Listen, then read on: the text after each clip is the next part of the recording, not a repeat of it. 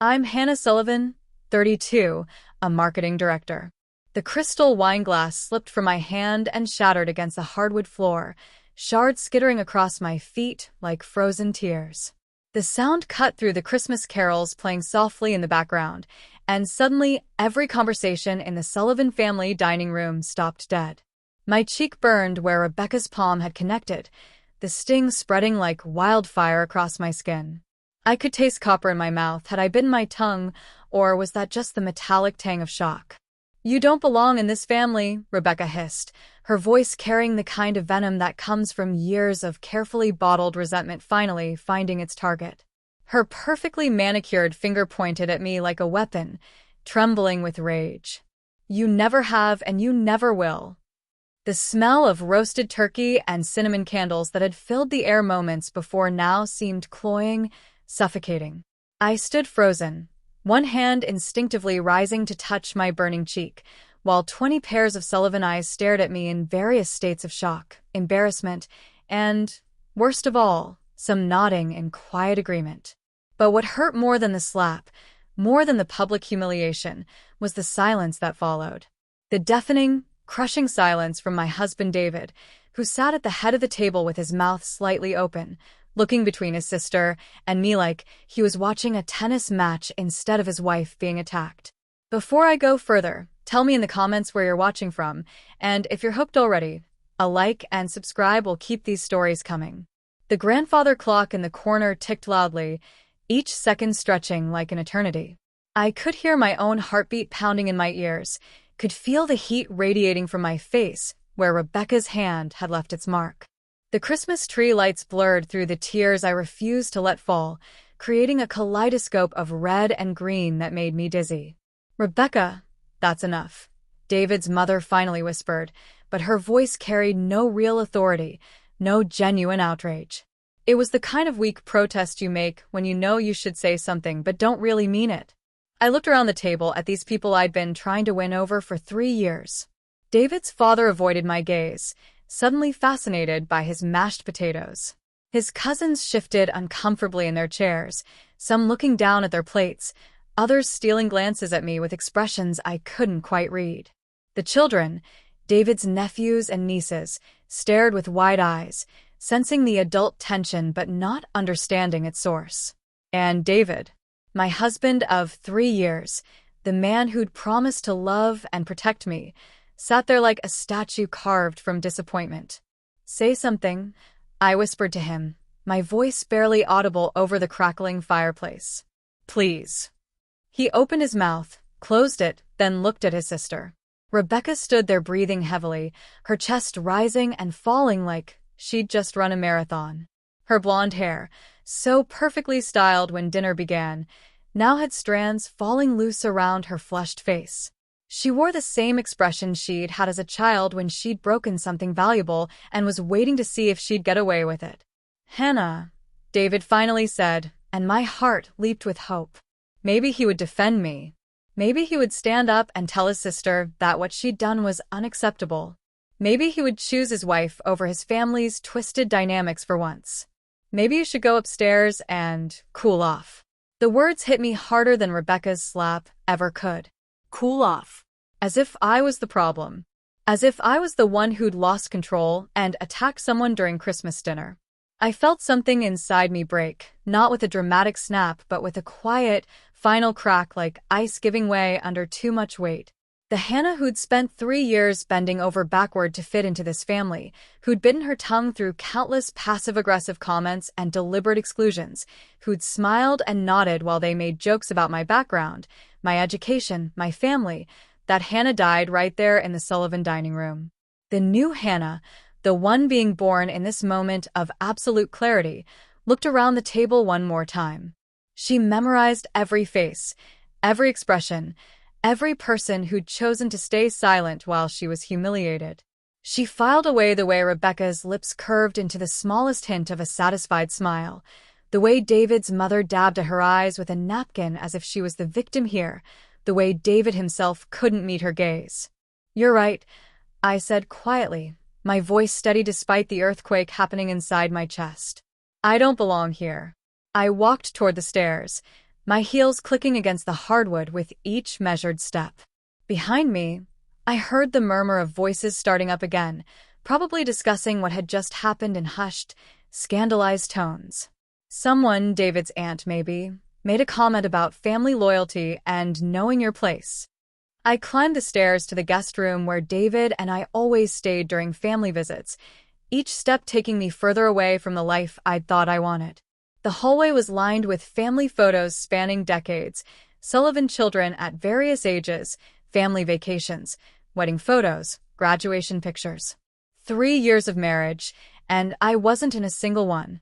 In the guest room, I pulled my suitcase from the closet and began folding my clothes with mechanical precision. My hands moved automatically while my mind raced. Where would I go? Back to my apartment? No, I'd given that up when we got married. To my sister's place in Portland? To a hotel? The bedroom door creaked open and I didn't need to turn around to know it was David. I could smell his cologne, the same one he'd worn on our first date, back when I thought I'd found my happily ever after. Hannah, come on. You know how Rebecca gets when she's been drinking. She didn't mean it. I continued packing, carefully placing my jewelry in its travel case. Didn't she? She's just protective of the family. You know how close we all are. I finally turned to look at him. David stood in the doorway, still wearing the red sweater his mother had given him last Christmas, the one that made him look like a catalog model for upper-middle-class family bliss. His dark hair was perfectly styled, his face carrying that boyish charm that had first attracted me to him. But now I saw something else in his features. Weakness, maybe, or just the comfortable complacency of someone who'd never had to fight for anything in his life. Close, I repeated. Is that what you call it when your sister physically attacks your wife and you tell the wife to cool off? He ran a hand through his hair, messing up the perfect styling. She's been under a lot of stress lately. The divorce, losing her job, having to move back in with mom and dad. She's not herself. And what about me, David? What about the stress I've been under, trying to fit into a family that's made it clear from day one that I'm not welcome? What about the job I gave up to move here? What about the friends I lost because your family always comes first? That's not fair. I laughed, but there was no humor in it. Fair? Your sister just slapped me in front of your entire family, and you're worried about what's fair? David stepped into the room, closing the door behind him. Look, I'll talk to her, okay? I'll make sure she apologizes. Don't bother. I zipped up my suitcase and lifted it off the bed. I'm done. Done with what? Done with Christmas dinner? Fine. We can leave early. Done with this. With us. With pretending that love is enough when respect doesn't exist. The color drained from his face. Hannah, you don't mean that. You're upset, and rightfully so. But I've never meant anything more in my life. I walked past him toward the door, but he caught my arm. His grip was gentle but insistent, and for a moment I saw a flash of the man I'd fallen in love with, vulnerable, desperate, finally understanding that something precious was slipping away. Please, he whispered, don't do this. Not over Rebecca. She's not worth destroying our marriage. I looked down at his hand on my arm, then back up at his face. You're right. She's not worth it. But you are, David. Or you were. And the fact that you can't see the difference between her destroying our marriage and me finally refusing to let her, that tells me everything I need to know. I pulled free from his grip and walked out of the room. The hallway seemed longer now, the family photos watching me like silent judges. Downstairs, I could hear the dinner conversation resuming, probably with Rebecca playing the victim and everyone agreeing that I'd overreacted. I made it to the front door before I heard footsteps behind me. But it wasn't David. It was his mother, Margaret, her face pinched with the kind of concern that comes more from social embarrassment than genuine care. Hannah, dear, surely you're not leaving over a little family squabble? Rebecca's always been high-spirited. It's just her way. I turned to face her, this woman who'd spent 3 years making subtle digs about my background, my family's financial situation, my education from a state school instead of the private institutions the Sullivans favored.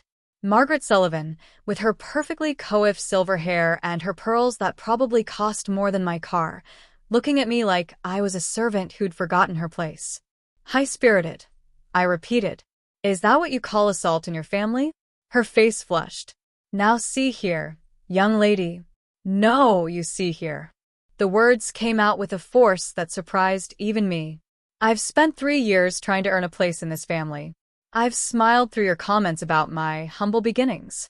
I've listened to Rebecca's constant criticism of everything from my clothes to my career to my cooking. I've watched you all treat David like he's some kind of saint for marrying beneath his station. And through it all, I told myself it would get better. That eventually, you'd accept me. Margaret's mouth opened and closed like a fish gasping for air. But tonight, your daughter physically attacked me, and not one of you, not one, stood up for me. Not even my own husband. So no, Margaret, I'm not staying for dessert. I'm not pretending this is just a little family squabble. I'm leaving, and I'm not coming back. I opened the front door, and the December air hit my face like a slap of its own, cold, sharp, and somehow cleansing. Snow had started to fall while we were inside, dusting the Sullivans' perfectly manicured lawn with white. You'll regret this, Margaret called after me. You'll come crawling back, and we might not be so forgiving next time. I paused at the threshold, my suitcase in one hand, my purse in the other, and looked back at her one last time. The only thing I regret is not leaving sooner. I walked out into the snow, pulling the door closed behind me with a soft click that sounded like the end of everything I'd thought I wanted. My car was parked at the end of the long driveway, and each step toward it felt like walking toward freedom. But as I reached for the car door handle, I heard another sound, the front door opening again. This time it was David, running after me in his stocking feet, slipping slightly on the snow-covered walkway. Hannah, wait. Please, just wait. I turned around, and in the glow of the porch lights, I could see tears on his face. Real tears, not the crocodile tears his family specialized in. For a moment, my resolve wavered. This was the man I'd married, the man I'd loved enough to give up everything for. I'm sorry, he said, his breath visible in the cold air. You're right. I should have defended you. I should have stood up to Rebecca years ago. I should have. Should have, I interrupted. But you didn't. And that's the problem, David. It's not just tonight. It's 3 years of should-haves. I can change. I will change. Just don't leave. Not like this. I looked at him standing there in the snow, his perfect Christmas sweater now dusted with white, his hair disheveled, his face desperate. Part of me wanted to drop my suitcase and run back to him, to pretend that love really could conquer all, that we could somehow build a life together despite his family's toxicity. But then I remembered the silence. The terrible, crushing silence when I needed him most. I love you, David, I said quietly. But love isn't enough. Not when it comes without respect, without support, without the basic decency of standing up for your spouse when they're being attacked. I got in my car and started the engine. Through the windshield, I watched David standing in the snow, looking lost and broken. In the house behind him, I could see silhouettes in the windows, his family, probably watching this drama unfold like it was their evening entertainment. As I drove away from the Sullivan house, I caught a glimpse of Rebecca in one of the upstairs windows. Even from a distance, I could see her smile. But what I didn't see, what I couldn't have known as I drove through the snowy streets toward an uncertain future, was the envelope that would arrive at my new apartment exactly 7 years later. An envelope with Rebecca Sullivan's return address and a letter inside that would begin with the words, "Dear Hannah, I know we've had our differences, but I'm hoping you might find it in your heart to help family in a time of desperate need." The letter that would change everything. 7 years later, I stood in the floor-to-ceiling windows of my corner office on the 32nd floor, watching Seattle's morning fog roll off Elliott Bay. The city sprawled below me like a circuit board, all gleaming glass and steel, pulsing with the kind of energy that comes from ambition and caffeine in equal measure. My reflection stared back at me from the glass. Hannah Sullivan, though I'd dropped the Sullivan part the day my divorce was finalized. At 39, I looked nothing like the woman who'd fled that Christmas dinner with tears in her eyes and nowhere to go. My hair was shorter now, cut in a sharp bob that meant business. My suit was tailored, expensive, the kind that made people take you seriously before you even opened your mouth. Behind me, my assistant Marcus knocked on the open door. "Your 9 o'clock is here," he said, his voice carrying that particular tone he used when he thought I was making a mistake. I turned away from the window, smoothing down my jacket. "Send them in." "Hannah, are you sure about this? I mean, after everything you've told me about these people." "I'm sure." I walked to my desk, a massive piece of reclaimed wood that had cost more than most people's cars. Everything in this office was a statement. The awards lining the walls, the photos of me with tech CEOs and venture capitalists, the view that screamed success to anyone who walked through the door. Marcus hesitated. "Should I stay? Take notes." No. "This is personal." He nodded and disappeared, returning moments later with two figures I recognized despite the years that had passed. David looked older, softer around the edges, his once perfect hair now thinning at the crown. He wore a rumpled suit that had seen better days, and there were lines around his eyes that spoke of stress and sleepless nights. But it was Rebecca who drew my attention. Gone was the polished, entitled woman who'd slapped me 7 years ago. This Rebecca was thinner, almost gaunt, with dark circles under her eyes and a desperation in her posture that she was trying hard to hide. Her clothes were nice, but not new, the kind of outfit someone puts together when they're trying to look successful, but can't afford to actually be successful. "Hannah," David said, his voice uncertain. "You look incredible." I gestured to the chairs across from my desk. "Please sit." They settled into the leather chairs, and I could see Rebecca's eyes darting around the office, taking in every detail, calculating what it all meant. David just stared at me like he was seeing a ghost. "Thank you for agreeing to see us," Rebecca said, her voice smaller than I remembered. "I know this must be awkward." I leaned back in my chair, studying them both. Awkward is one word for it. Though I have to admit, I was curious about what could possibly bring you both to my office after 7 years of silence. David shifted uncomfortably. "We heard about your success, of course. Chun Digital Marketing is, well, everyone knows the name. You've built something incredible here." "Yes, I have." I let the words hang in the air, watching as Rebecca's jaw tightened slightly. Even now, even in her current position, she couldn't quite hide her resentment at my success. The silence stretched between us, filled only by the distant hum of traffic 32 floors below. I could smell Rebecca's perfume, something floral and expensive that she probably couldn't afford anymore but wore anyway, clinging to the remnants of her old life. "I suppose you're wondering why we're here," Rebecca finally said. "I read your letter." I opened my desk drawer and pulled out the envelope that had arrived 3 weeks ago. The paper was expensive, cream-colored with Rebecca's monogram embossed at the top. Even in desperation, she couldn't resist the pretense of class. Though I have to say, it was light on details. Rebecca's face flushed. "It's complicated. Most things worth discussing are." I folded my hands on the desk. "But I have time. My next meeting isn't until 10:30. David leaned forward. "Hannah, before we get into the specifics, I want you to know how sorry I am. About everything. About that night, about the divorce, about the way my family treated you. I've regretted it every day for 7 years."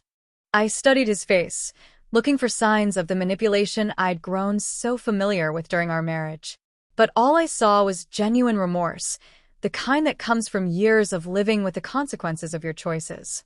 "Regret is a luxury, David. It doesn't change anything." I know it doesn't. But I needed you to hear it."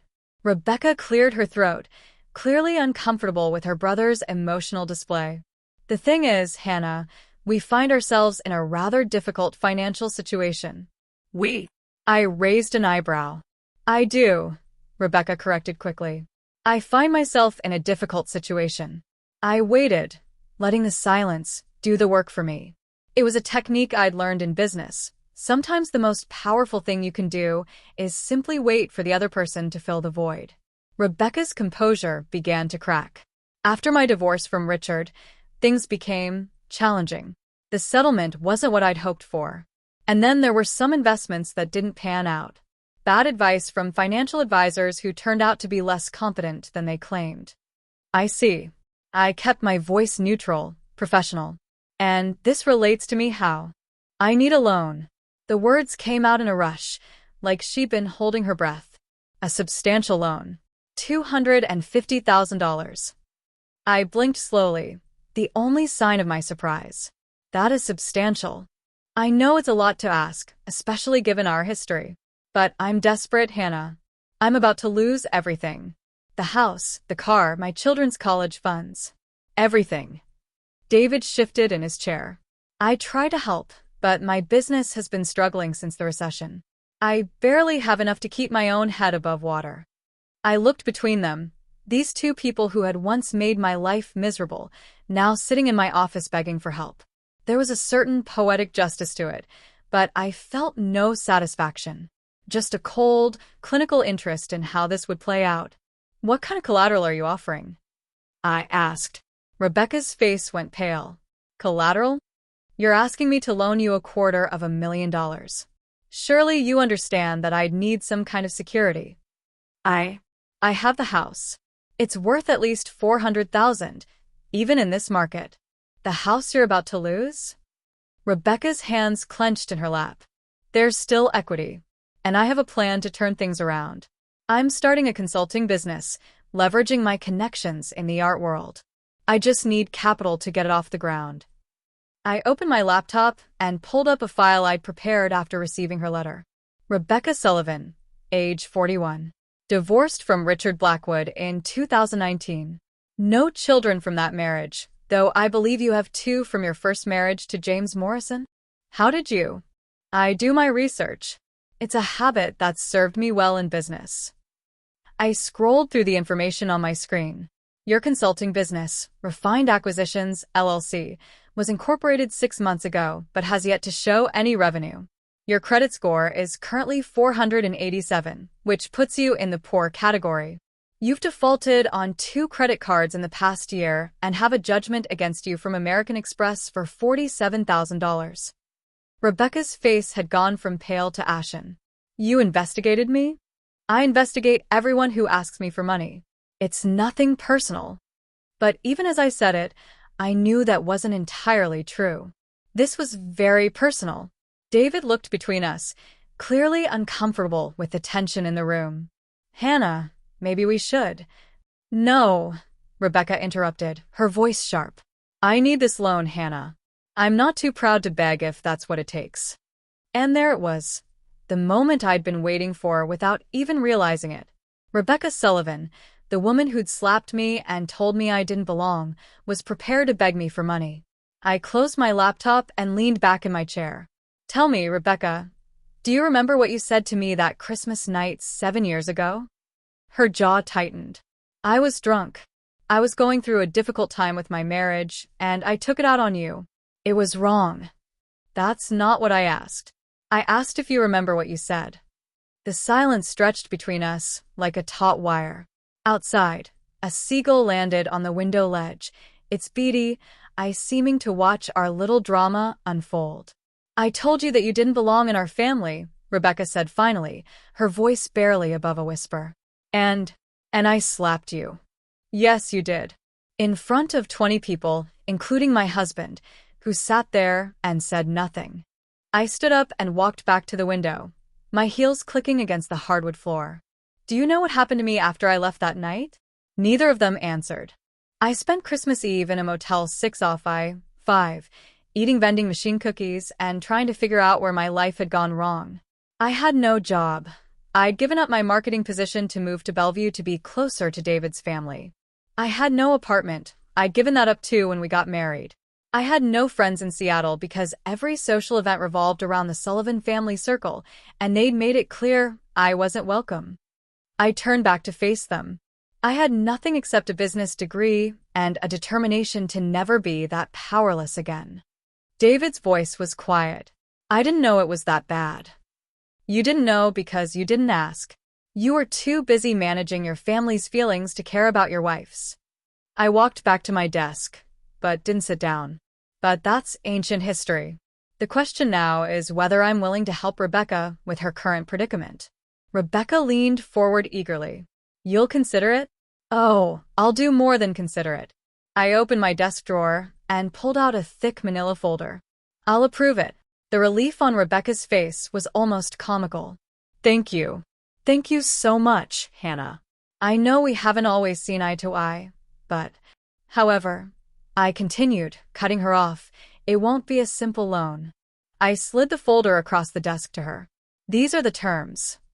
Rebecca opened the folder with trembling hands, her eyes scanning the documents inside. As she read, her expression changed from relief to confusion to something approaching horror. This is a business partnership agreement. That's right. I'm not offering you a loan, Rebecca. I'm offering to buy into your consulting business. 51% ownership in exchange for the capital injection you need. But that would make you the majority owner. Yes, it would. David leaned over to look at the papers. Hannah, this seems a bit harsh. I sat back down, folding my hands on the desk. Harsh? I'm offering to invest in a business with no track record, run by someone with poor credit and no collateral. I'd say I'm being generous. Rebecca's hands shook as she flipped through the pages. These terms, the interest rate is 15%. And there's a clause here about decision-making authority. Standard business practices. As majority owner, I'd have final say on all major business decisions. It's my money at risk, after all. And this section about personal guarantees? You'd be personally liable for any losses. Again, standard practice when dealing with high-risk investments. Rebecca looked up at me, and for the first time since they'd walked into my office, I saw real fear in her eyes. This isn't a partnership, Hannah. This is a takeover. I smiled, but there was no warmth in it. Business is business, Rebecca. Surely someone with your background in the art world understands that. David stood up abruptly. This is revenge. This is you getting back at Rebecca for what happened 7 years ago. Is it? I tilted my head, considering. Or is it simply a smart businesswoman protecting her investment? You're enjoying this, Rebecca said, her voice barely controlled. You're enjoying watching me squirm? I studied her face, this woman who had once held so much power over my happiness, who had made me feel small and unwelcome and less than. Now she sat in my office, desperate and afraid, asking me for help. You know what, Rebecca? You're absolutely right. I am enjoying this. Not because I'm cruel, but because for the first time in our entire relationship, we're meeting as equals. Actually, that's not quite accurate. We're meeting with me in the position of power. I stood up and walked around the desk, perching on the edge, so I was looking down at both of them. 7 years ago, you told me I didn't belong in your family. You were right. I didn't belong there because I was better than that. I was better than the petty jealousies and the passive-aggressive games and the casual cruelty that your family mistakes for sophistication. Rebecca's face was flushed with anger now. So this is payback. No, this is business. If you want payback, I could simply say no and watch you lose everything. Instead, I'm offering you a way to save your house, your children's futures, your entire life. The fact that it comes with terms that put me in control? Well, that's just good business sense. I walked back to my chair and sat down. The offer is on the table. You have 48 hours to decide. David shook his head. Hannah, this isn't you. The woman I married wouldn't do this. You're right. The woman you married was weak. She was so desperate to be loved and accepted that she let people walk all over her. She's gone, David. She died in your parents' dining room 7 years ago when her own husband chose his family's comfort over her dignity. I pressed the intercom button on my desk. Marcus, could you please escort my guests out? They have some thinking to do. Rebecca clutched the folder to her chest like a life preserver. And if I say no? I met her eyes, and in that moment, I saw her finally understand the full scope of her situation. Then you say no. But Rebecca, let me ask you something. When you slapped me that night, when you told me I didn't belong, did you think about the consequences? Did you consider that maybe, someday, you might need something from the woman you were humiliating? She didn't answer. Because I did. Even as I was packing my bags, Even as I was driving away from your family's house, I was already planning. Not for revenge. Revenge is emotional and messy. I was planning for success. And part of success is making sure that the people who underestimate you eventually have to come to you for help. Marcus appeared in the doorway. This way, please. David and Rebecca stood up slowly, like people walking to their execution. At the door, David turned back. For what it's worth, Hannah, I'm proud of what you've accomplished. You deserved better than what my family gave you. Yes, I said simply. I did. After they left, I sat alone in my office, the city sprawling below me like a conquered territory. The meeting had gone exactly as I'd planned, but I felt no triumph. Just a cold satisfaction, like solving a particularly complex equation. My phone buzzed with a text message. I glanced at the screen and felt my blood freeze. The message was from an unknown number, but the words made my hands shake. Saw the news about your meeting today. Interesting how the tables turn. We should talk. M. Only one person had ever called me M, short for my middle name, Marie. Only one person who knew about my past with the Sullivans would have reason to contact me now. My ex-business partner. The one who'd stolen my first company's client list and disappeared with $500,000 in startup funding. The one I thought was dead. The text message stared back at me from my phone screen like a ghost materializing from my carefully buried past. My hands trembled as I set the device down on my desk, the expensive mahogany suddenly feeling cold beneath my palms. Marcus. Not my assistant Marcus, Michael Marcus Chin. The man who'd shared my bed, my dreams, and my business plan before vanishing with everything I'd worked for in those early, desperate years after my divorce. I walked to my office bar and poured myself 2 fingers of whiskey, even though it wasn't yet 10 in the morning.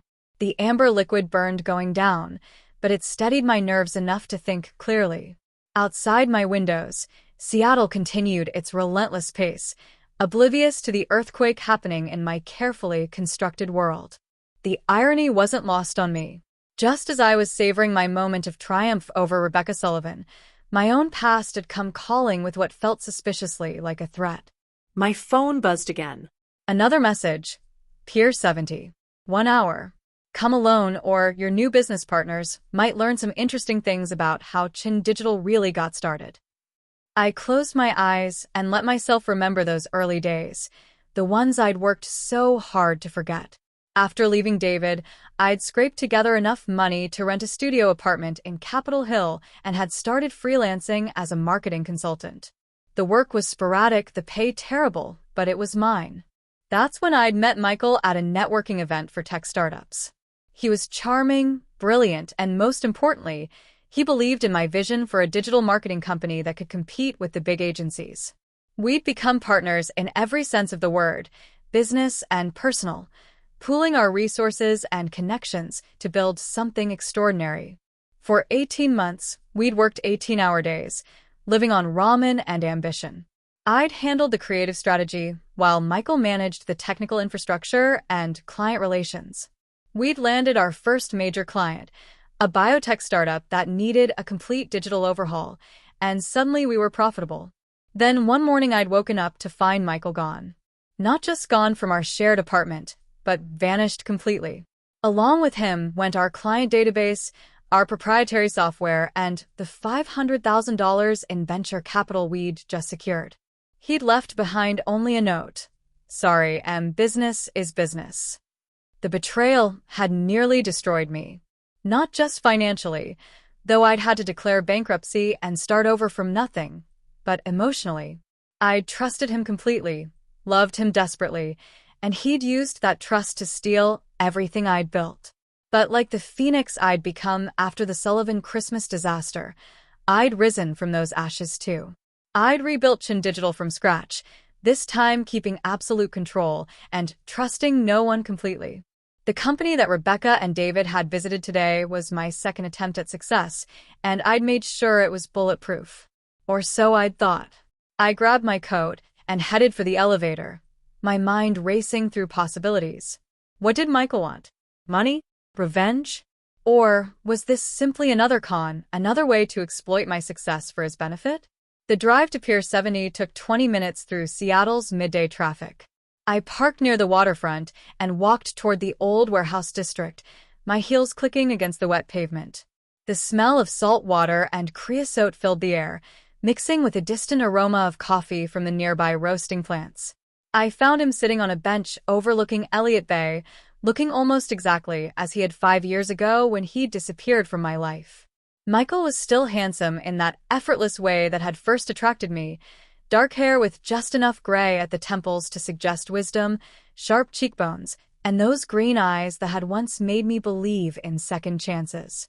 He stood when he saw me approaching, and I noticed he was wearing an expensive suit. Whatever he'd been doing since stealing my company, it had been profitable. "Hello, Marie," he said, using the name only he had ever called me. "You look incredible. Success suits you." "Cut the charm, Michael. What do you want?" He gestured to the bench. "Can we sit? This might take a while."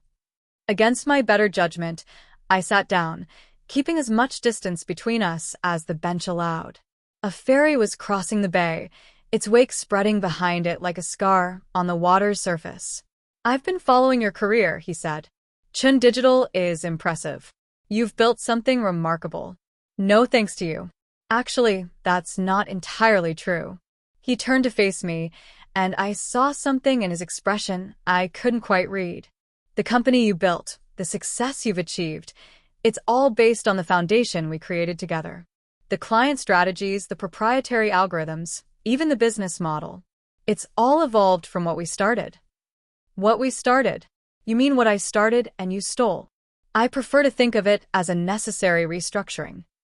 His smile was the same one that had once made my heart race. Now it just made me angry. "But that's not why I'm here." "Then why are you here, Michael? And how did you know about my meeting with the Sullivans?" "I have my sources." Seattle's business community isn't as large as you might think, especially when you're dealing with old money families like the Sullivans. He leaned back against the bench. "I heard about Rebecca's financial troubles months ago. When I learned she was reaching out to you for help, I knew it was time for us to reconnect." A cold dread settled in my stomach. "What do you want?" "Partnership," he said simply. "I want back in, Marie. I want to be part of what you've built." I laughed, but there was no humor in it. "You're insane if you think I'd ever work with you again. Even if I could offer you something you need, there's nothing you have that I need." Michael reached into his jacket and pulled out a tablet. He swiped through several screens before handing it to me. "Are you sure about that?" I looked at the screen and felt my world tilt. It was a financial report, but not just any report. It was an internal analysis of Chun Digital's books, complete with projections, client contracts, and profit margins. Information that should have been impossible for him to access. "How did you get this?" "I told you, I have sources. Your CFO, Jennifer Walsh, is very talented. Also very ambitious. And very interested in the consulting opportunity one offered her 6 months ago." My hands clenched around the tablet. Jennifer had been with me for 3 years, had helped build the financial infrastructure that made Chun Digital so successful. The idea that she'd been feeding information to Michael felt like another betrayal, another knife in my back. "What do you want?" I repeated, my voice barely controlled. "I want in on the Sullivan deal. 50-50 partnership on whatever arrangement you've made with Rebecca." "That's impossible. The terms are already set." "Terms can be renegotiated, especially when new information comes to light." He took the tablet back and swiped to another screen. For instance, information about how Chun Digital's early client base was acquired. The screen showed a series of emails I'd written 5 years ago when I was rebuilding the company. In them, I'd used information from my previous partnership with Michael to target clients, leveraging relationships and inside knowledge that technically belonged to our failed venture. "You kept copies of everything," I said. "I'm a thorough person. These emails show that you used proprietary information from our original partnership to build your new company. Information that, legally speaking, belonged to both of us. You stole that information when you disappeared. I took what was rightfully mine. But the point is, if these emails were to surface during, say, a lawsuit from a disgruntled business partner, It could raise some uncomfortable questions about the foundation of Chin Digital's success. I stood up abruptly, pacing to the edge of the pier. A seagull landed nearby, eyeing me with the same predatory interest I'd seen in Michael's face. The water below was dark and choppy, reflecting the gray Seattle sky like a broken mirror. "This is blackmail. This is business," he said, echoing the words I'd used with Rebecca just hours earlier. "You, of all people, should understand that." I turned back to face him. "And if I refuse? Then I go public with everything. The emails, the financial irregularities, the fact that Chin Digital was built on stolen intellectual property. Your reputation, your company, your carefully constructed new life. All of it comes crashing down. You destroy yourself in the process. Those emails implicate you too." "I'm already destroyed, Marie. I've been living in exile for 5 years, watching you build an empire on the foundation of what we created together. I have nothing left to lose." But as he said it, I caught something in his voice, a note of desperation that reminded me of Rebecca's expression in my office. Michael wasn't the confident predator he was pretending to be. He was scared, possibly as desperate as the woman who'd come begging for a loan. "What happened to you, Michael? Where have you been for 5 years? For a moment, his mask slipped. "It doesn't matter." "It does to me. You disappeared with $500,000. You should be living like a king somewhere, not sitting on a Seattle pier trying to blackmail your way back into my life." He was quiet for a long moment, watching the ferry disappear into the distance. "The money's gone. Bad investments. Worse partners. Turns out I'm better at stealing companies than running them. So you're broke. Worse than broke. I owe some very unpleasant people a significant amount of money. The kind of people who don't accept payment plans." And there it was, the truth behind his confident facade. Michael wasn't here because he wanted to destroy me. He was here because he was desperate, just like Rebecca, just like everyone else who'd underestimated me, and now needed my help. "How much do you owe?" $2 million. Give or take." I whistled low. "That's a lot of give or take." The Sullivan deal could solve both our problems.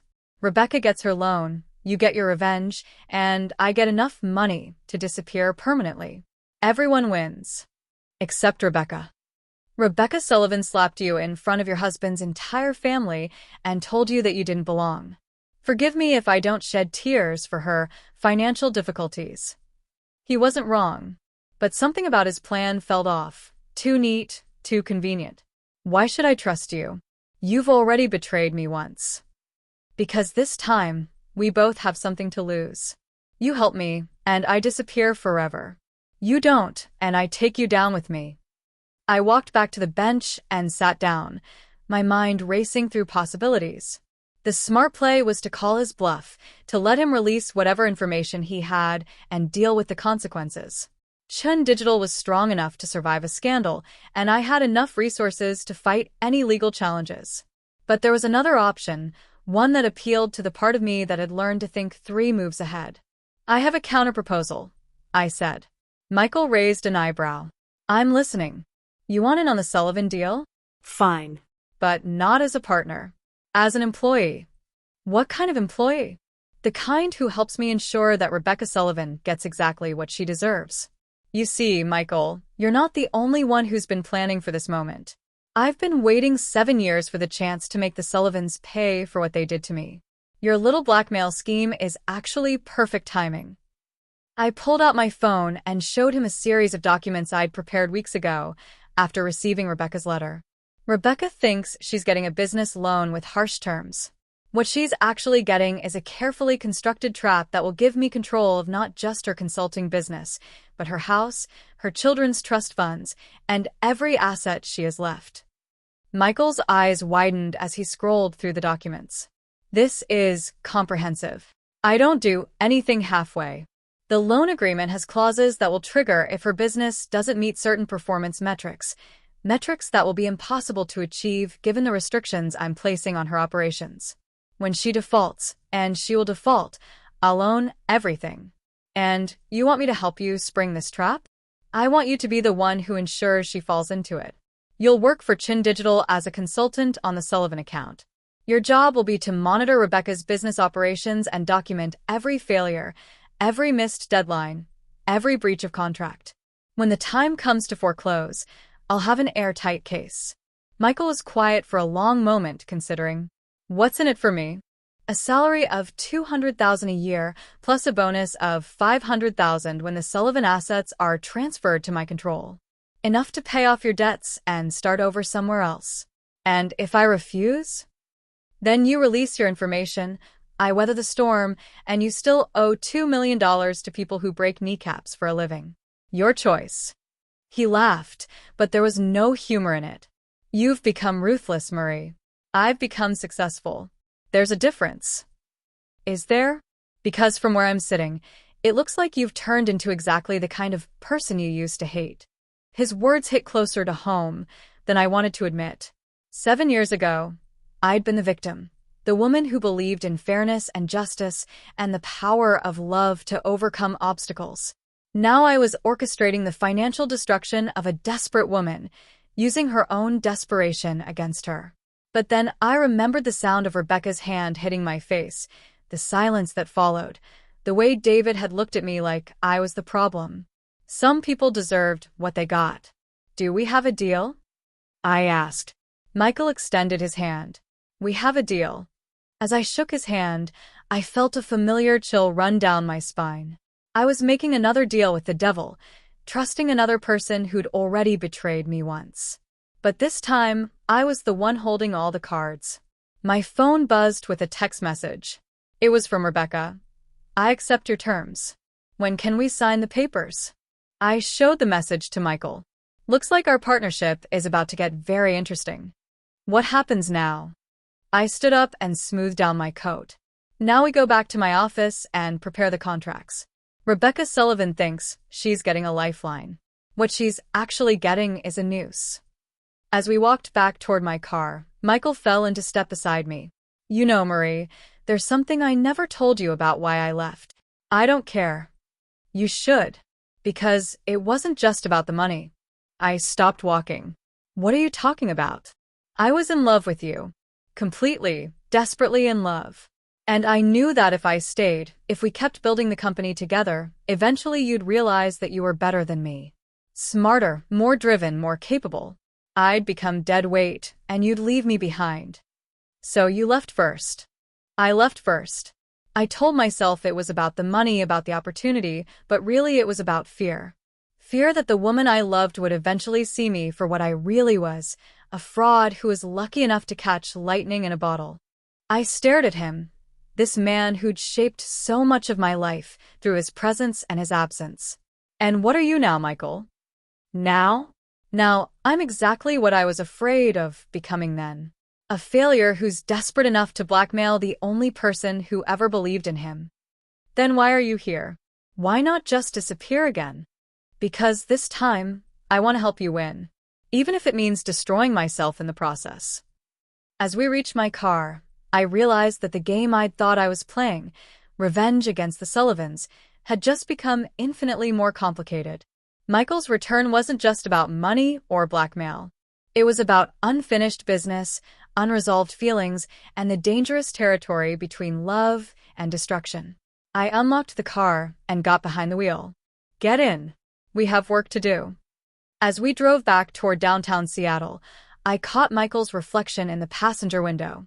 He was watching me with an expression I couldn't quite read, part admiration, part regret, part something that looked suspiciously like the love he'd just confessed to. But I'd learned not to trust expressions, not to believe in love without proof, not to let emotion cloud my judgment.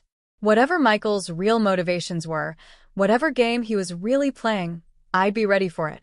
After all, I'd spent 7 years learning how to be the kind of person who always came out on top. And I wasn't about to stop now.